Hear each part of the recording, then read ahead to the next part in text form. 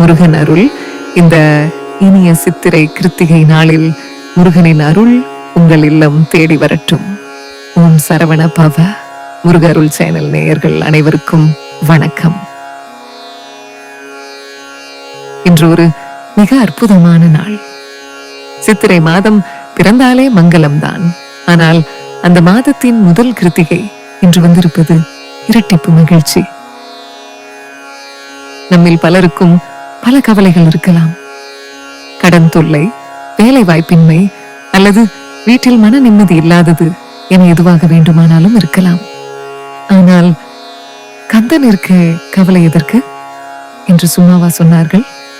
இன்று நாம் செய்ய போகும் இந்த எளிய வழிபாடு உங்கள் வாழ்நாள் முழுவதும் இருக்கும் தடைகளை உடைத்து எறிய போகிறது. இந்த 10 நிமிடம் உங்களுக்காகவும் உங்கள் குடும்பத்திற்காகவும் நீங்கள் ஒதுக்கும் ஒரு புனிதமான நேரமாக இருக்கட்டும். கிருத்திகை மற்றும் ஞாயிற்றுக்கிழமை மகிமை.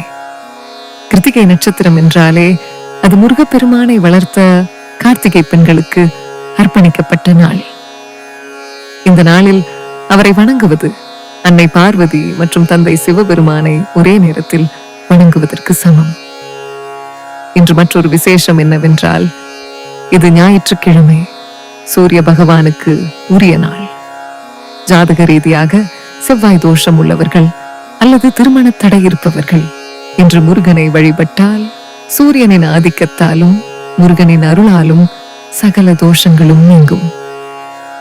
குறிப்பாக சித்திரை கிருத்திகை புத்தாண்டு தொடக்கத்தில் வருவதால் இன்று நாம் செய்யும் வழிபாடு அடுத்த ஒரு வருடத்திற்கான பாதுகாப்பு கவசமாக நமக்கு அமையும்.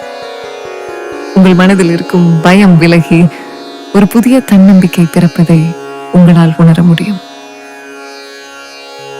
விரிவான வழிபாட்டு முறைகள் இப்போது. இன்று மாலை நீங்கள் உங்கள் வீட்டில் மிக எளிமையாக எப்படி வழிபட வேண்டும் என்று சொல்கிறேன். கவனமாக கேளுங்கள். முதலாவதாக 6 தீபங்கள். முருகனின் அறுபடை வீடுகளான திருப்பரங்குன்றம், திருச்செந்தூர், பழனி, சுவாமிமலை, திருத்தணி, பழமுதிர் சோலை ஆகியவற்றை மனதில் நினைத்து 6 மண் அகல் விளக்குகளை ஏற்றுங்கள். அந்த தீபத்தின் ஒளி உங்கள் வீட்டின் இருளை மட்டுமல்ல, உங்கள் மனதில் உள்ள இருளையும் போக்கும். அடுத்தது மலர்கள். முருகனுக்கு செந்நிற மலர்கள் என்றால் மிகவும் பிரியம். குறிப்பாக செவ்வரளி மலர். இன்று உங்களால் முடிந்தால் ஒரு கைப்பிடி செவ்வரளி பூக்களை வாங்கி அவர் பாதத்தில் சமர்ப்பியுங்கள். அது கிடைக்கவில்லை என்றால் ஏதாவது ஒரு சிவப்பு நிற பூவை வைக்கலாம். முக்கியமாக இன்று மாலை உங்கள் வீட்டில் கந்த சஷ்டி கவசம் ஒலிக்கட்டும். உங்களால் படிக்க முடிந்தால் இன்னும் சிறப்பு. சஷ்டியை நோக்க சரவண பவனார் என்று அந்த நுவரிகள் உங்கள் வீட்டின் சுவர்களில் பட்டு எதிரொலிக்கும் போது அங்கு எந்த ஒரு எதிர்மறை சக்தியும் தங்க முடியாது. உங்கள் வீட்டில் ஒரு தெய்வீக அமைதி நிலவுவதை நீங்கள் கண்கூடாக பார்க்கலாம். பக்தர்களே, பல நேரங்களில் நாம் கடவுளிடம் கேட்பது உடனே கிடைப்பதில்லை என்று வருத்தப்படுவோம். ஆனால் முருகன் தனக்கு தெரியும் தன் பக்தனுக்கு எப்பொழுது எதை கொடுக்க வேண்டும் என்று. நீங்கள் இன்று வைக்கும் கோரிக்கை இன்று இரவே நிறைவேறலாம் அல்லது சில காலம் தள்ளி போகலாம். ஆனால் அது நிச்சயம் நிறைவேறும் என்பது மட்டும் உறுதி.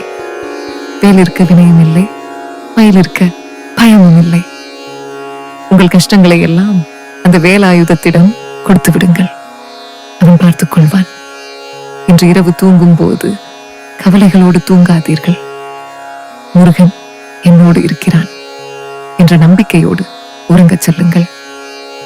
இந்த இனிய சித்திரை கிருத்திகை நாளில் முருகனின் அருள் உங்கள் இல்லம் தேடி வரட்டும்.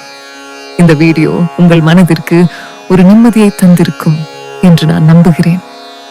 உங்கள் நண்பர்கள் மற்றும் உறவினர்களும் இந்த அருளை பெற அவர்களுக்கும் இந்த வீடியோவை பகிருங்கள்.